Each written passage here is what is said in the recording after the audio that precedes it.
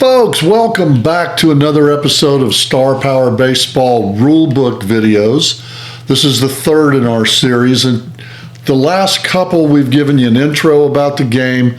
Then we gave you a little bit of an intro about the types of player cards that we're going to have, and we're going to go into a little more depth today about the player card. So let me get myself shrunk down here where I belong. Oh, I have to do this. I'm Dennis, your host, coming to you from the Cincinnati Razorback Room. And hey, subscribe to our channel, please, and like us, because that helps us do our whatever we do. So like it and subscribe to it. That's what everybody has to tell you. So do it to it. Thanks, guys. All right, I'm going over here to get out of the way. There we go.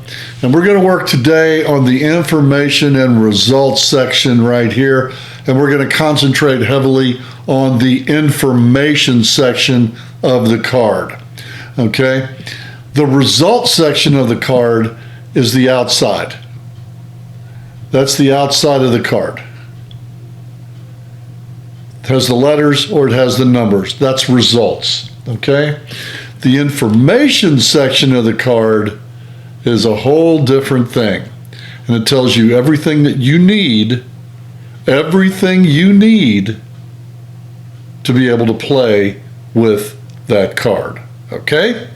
Let's start with the information section here. Each card has two sections, information and result. Player cards that have pictures on the front have three vital pieces of information on the front. The player's name, a color-coded star, and a number inside the star. All that you can see right there on Al K-line. Okay? First thing. Now, there could be other information on there, like what set this belongs to, and like this one says, Hall of Fame class of 1980. So that's more information about this guy. Usually our logo will also be on the front of the car, Star Power Baseball logo. But you can see plainly the player's name, a color-coded star, and let's talk about these color-coded stars.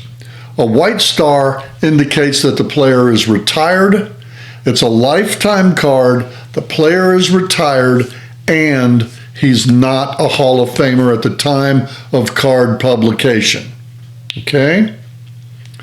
A red star indicates that the player is a lifetime card, based on his career stats, but at the time of publication of this card, the player was still an active player, still playing in the game as we made the card. Now, we could make a card from 2019 and the player retires in 2021. Well, his 2019 card is going to be an active card. Okay? He'll be active in that one. Also, you're going to see active player cards or retired player cards that'll later on become Gold Stars Hall of Famers. Fred McGriff is a great example that I can give you. I will pull up an old Fred McGriff card here. Let me do this here. McGriff Fred fronts on the all-time Rays. Okay, you can see there that on the all-time Rays card, Fred McGriff has a white star because at the time of the making of this card, he was not elected to the Hall of Fame yet. So now he's in the Hall of Fame. So there's the difference, okay? A blue star indicates that this card is based on single season statistics. Try saying that 3 times fast. Single season stats. All of the blue stars are on our award winner cards. Those are single seasons with pictures. So far, those are the ones that we've made with pictures on them. And that's why they're rated what they are. Okay? I've got to go back through the greatest players in the greatest season and change those stars to blue since we came up with that new notation. Okay? Gold stars like the one on Alkaline, indicate lifetime or career stats, and the player is a Hall of Famer. Okay? So you have 4 basic types of stars on player cards. White, retired, career. Red, active, career. Blue, single season, could be retired, could be active. Gold, retired, Hall of Fame. Okay? Those are your basic types of stars. Now, some of your other sets are going to have different color stars in them. I believe that the Negro Leagues have different color stars. I think that the Japanese League has different colored stars. All right. The number. Now, let's get to the second part of information here. We got the name, we got the picture, we got the star, and number inside the star. This is the number that indicates how many star power points this player is worth. And this is based on a myriad of information, a plethora of information, all the way from what's his at-bat per home run ratio, OPS, ERA plus, what's his K per 9. All those things are based upon, the point system is based upon that, because that tells me just how good the card is. The better the card, the higher the points value. Okay?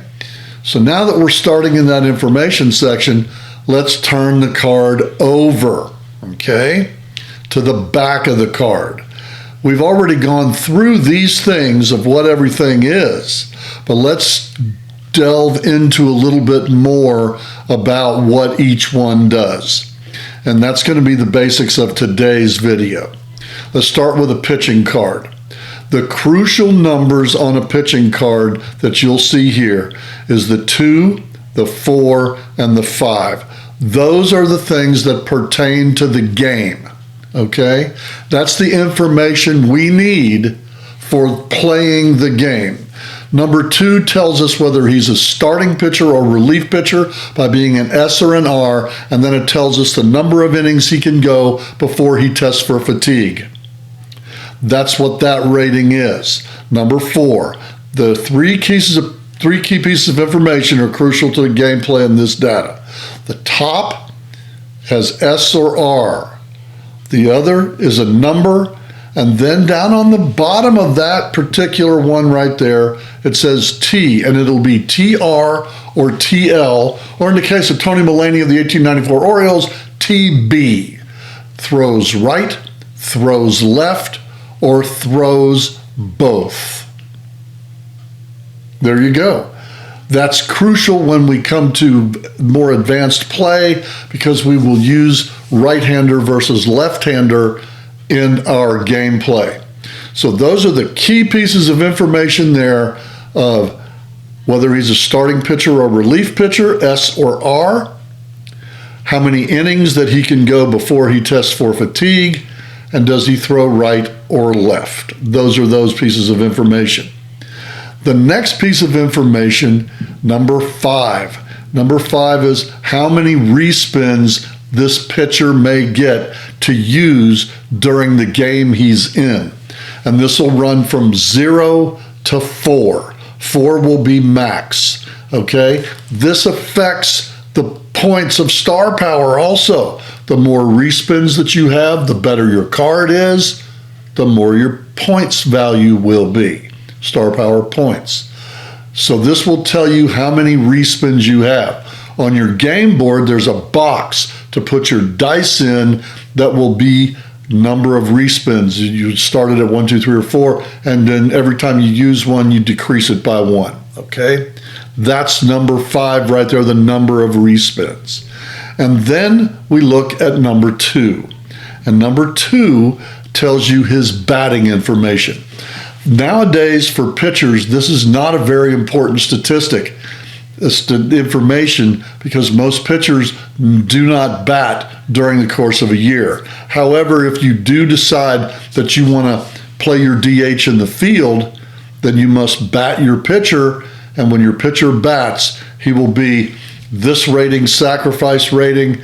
He will be this rating of the standard batting card that he gets to use, and then he will be a runner speed and ability rating, which we've talked about in the past. Speed goes from 0 to 5, and ability goes from 0 to 5. That's his offensive stats. So on your pitcher, the 3 keys are 4, 5, and 2. 4 gives you his pitching ratings and what he throws, innings ratings and what he throws. 5 gives you his number of respins, and number 2 gives you his offensive qualifications. So that's the information section of the pitching card on the back. Let's now go to the batting card. The batting card key informations, once again, are going to be 2, 4, and 5. Okay? Number 2, this part of the card right here tells us sack 0 through 3, how well he puts the ball in play and gets infield hits, whether they be bunt singles or infield singles. That's contact. The higher the sack rating, usually on a batter, the higher the sack rating, the less he'll strike out. You'll notice that as time goes by. This is a Ty Cobb card. Let's just go back and look at our Ty Cobb card, and you can see he does not strike out. That's the number 10. He does not strike out very often, and he is rated a sack 3. BL or BR or BB. Bats left, bats right, bats both. Once again, important information when we begin advanced play. Then the last rating on that is the S or speed rating, 0 to 5, and the ability rating, 0 to 5. And you can see Cobb is even better than a 5. He's a 5 plus.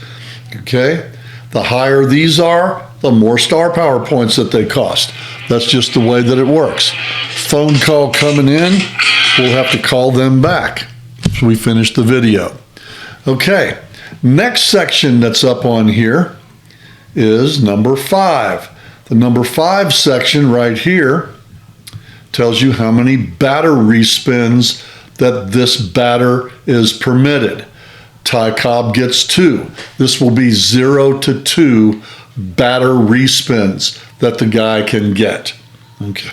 He can use them anytime during the game. You got to go to the rules of the respin to understand when and how to use them, and we will get to that in a later episode.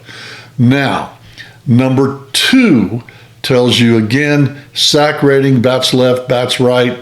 Okay, number 4 we'll get to in a second. Number 5 tells you his number of respins, and now we go to number 4. On number 4, this is his fielding. He can play positions in the field. Ty Cobb CF, that stands for center field. Use your baseball knowledge. 1B, first base. SS, shortstop. C, catcher. Okay? Use those ratings, and they're all rated in P, which is the percentage, and an R, which is either range, arm, or range and arm. Okay? Pretty simple. Okay, here we go.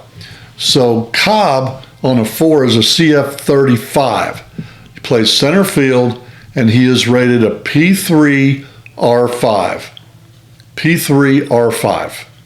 So he's got a great arm, covers a lot of range, and he's an average fielder. He's going to make an error or two here and there. All right, but that's that. Okay, that's the P and the R. Highest rating is 5, lowest rating is 1. Okay. Here's some rule for you. This is a rule for you right here. The rule is infielders may play only the position noted on their card unless forced to man a different position due to injury or player ejection. For example, a second baseman cannot play shortstop unless it's on his card or somebody that he's forced into playing that because of an ejection or an injury.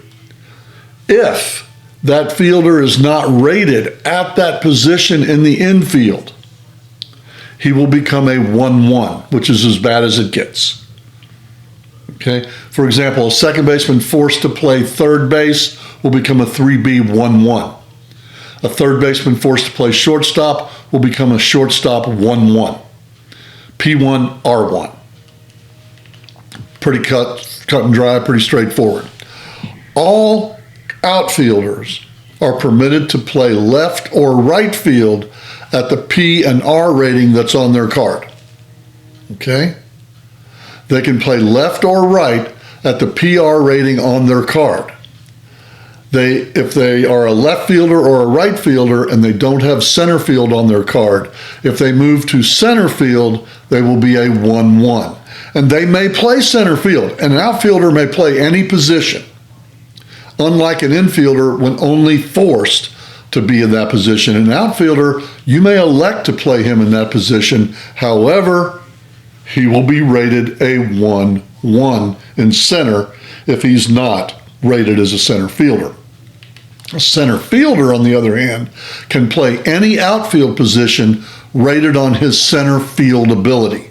So Ty Cobb, who is rated a CF 35, would also be an LF 35 or a right field 35. Those are the rules, okay? Pretty simple on outfield, pretty simple on infield.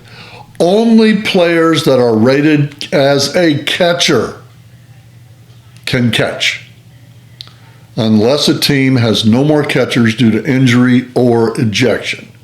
You may not put a player as a catcher unless forced to by injury or ejection. If a non-catcher is forced to play catcher, he will be rated as P1, R1, and we're going to add to that rule any stealing attempt against him, no matter who is trying to do it, will be successful unless it's stealing third or home. Anybody trying to steal second on this catcher, even if he's rated S0, A0, my opinion, we haven't put this in the rules yet. We're working on that because we want to penalize anybody non-catcher playing back there. So even a fat guy running to second base should be safe because this guy's never played there. Okay. If a non-catcher is forced to play there, he's rated P1, R1. Any player can start at first base, left field, or right field, but if they are not rated at this position, they will be a P1, R1. Any player you have can play first base, right field, or left field, but if that's not on their card, they will be rated a 1-1. That's anybody, anytime during the game. Anybody can play first base. Anybody can play right or left field, but they're rated an R1, P1. Okay, that's going to do it for today on the information section of the card. Let me get back to be big again. Let's grow. Whoosh. So that's going to do it today for the information section of the card. We've gone over the front information, the back information. Hope that's been informative to you. Check us out and like us and subscribe. If you have questions, you can email me at warhammerworld@hotmail.com and get my phone number and give me a call. Once you email me, I'll check you out.